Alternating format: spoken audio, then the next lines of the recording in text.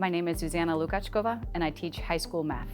It was never my intention to become an educator. I went to college and earned a couple of degrees that had nothing to do with education.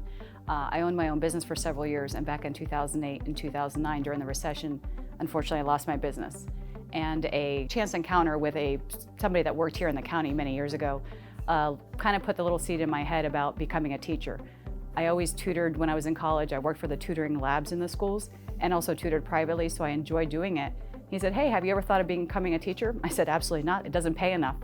And that's where the journey began. Throughout the times, and even from one semester into semester, it's always changing. It's so variable in education.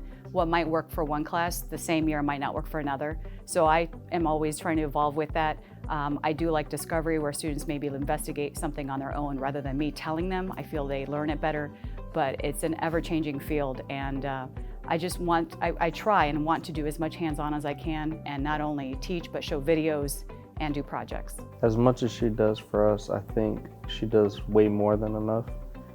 She always comes through and she always helps. She always comes sit down if you ask for it. Even if you don't ask for it, if you have your head down or anything, she'll come and ask, make sure you're okay.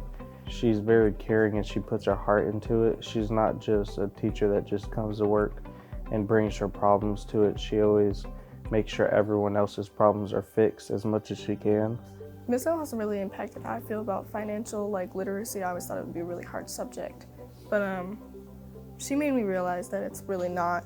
And she makes class fun every day.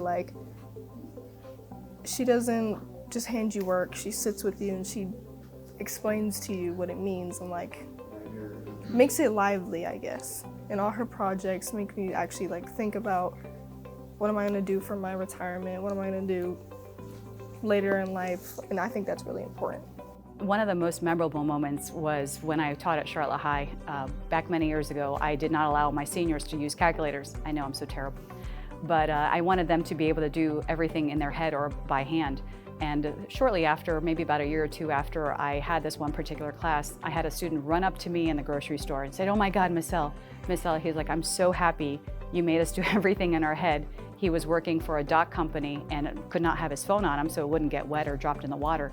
He said, "I had to do so many calculations while working on docks in my head that having you do that really, really helped." So that one in particular really stands out.